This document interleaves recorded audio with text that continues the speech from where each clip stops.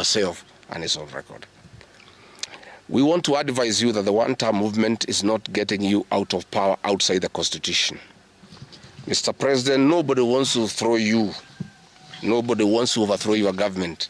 Nobody wants you out of power through unconstitutional means. Mr. President, I and the people we work with are on record. We want you to remove you from State House through the ballot in 2027. This narrative you are creating that there is an attempt to overthrow your government is for you to have the opportunity to use the Terrorism Act to profile communities and to persecute leaders who are opposed to your administration. Please relax. We want you to serve your one term. Nobody wants you out of government unconstitutionally.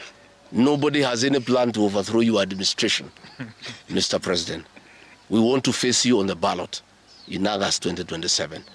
So just relax and stop crying wolf that anybody wants you out of office unconstitutionally. There is no leader here who is planning a coup, and none has the capacity. And nobody is interested. The leaders in this country, and indeed 95% of the Kenyan population, want to humiliate you at the ballot. They relish that moment. None of them would want you to go out through any other method, unless, of course, you decided to resign on your own volition. So please stop creating this narrative. This narrative is to enable you to use anti-terrorism law to persecute leaders and to persecute the Kikuyu community. If you speak out online, Mr. President, you want to use the Terrorism Act to harass people. If you dare challenge your administration, you want to use the Terrorism Act to deal with people who are opposed to your administration. My fellow Kenyans, let us not be deceived. William Ruto has stripped away even the pretense of democracy. What we are witnessing is not the rule of law, but the rule of fear.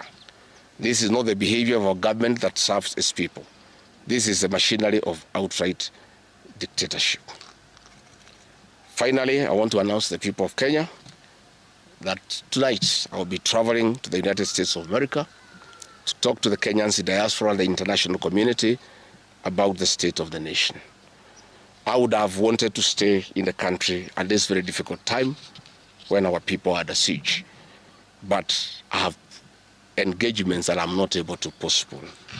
I have been threatened by people close to William Ruto, who called some of my people today, that they will want to stop me from leaving the country. I have no problem.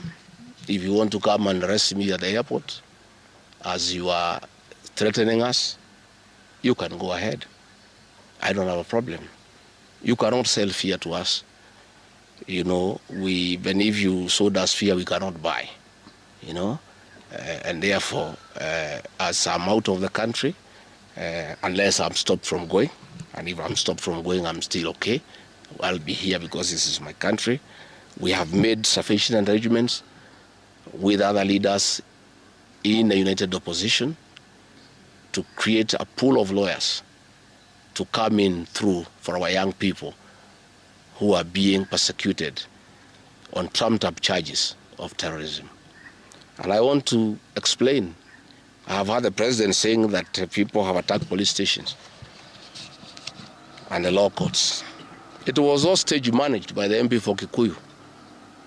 How do you explain that people can walk into a police station and they are not armed and take over the police station from armed police officers? How do you go to the courts that are guarded by armed police officers and touch them?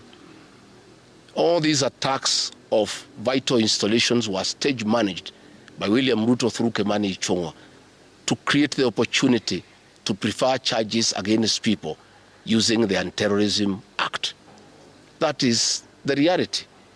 So nobody has attacked any police station. They were all stage managed by government. And what is happening is history is repeating itself. This is exactly what Moi did in the 80s against the Kikuyu community. After the abortive 1982 coup, he used sedition laws and the clandestine Kenya movement to profile the community and hauled people into court, and they'll be taken by Bernard Chunga after 5 p.m. This is history repeating itself. I want to ask our people to be calm, to be cautious, and to be strong. I want to appeal to our young people, the Gen Zs. Looking at the scenario of what is happening and what William Ruto has planned, I want to ask my children, my sons and daughters, to consider applying the next onslaught against the President William Ruto by getting IDs and registering as voters so that they can deal with William Ruto on the ballot. Because I fear for them. Anytime they go out to the streets, they are killed like chicken. I would like to ask these children, we would like to live with them, we would like to see them grow. And when we look at the desperation of William Ruto and the brutal force he is using against these children and the use of state militias to attack them, I would like to plead with them to consider, to join us, we in the opposition, by registering as voters. And in 2027, we'll be able to get rid of President William Ruto.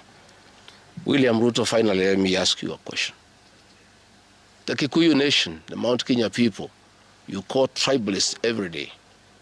These people you are waging war against, their businesses, are the same people who voted for you, even after what you did to them in 2007. They forgave you and considered you as a person they can elect as president. You have turned against the community. You are trying to mobilize other Kenyans to profile them and to fight them, but they have refused. These same people from Mount Kenya have the capacity to support somebody else. It must not be you. And they proved that they are not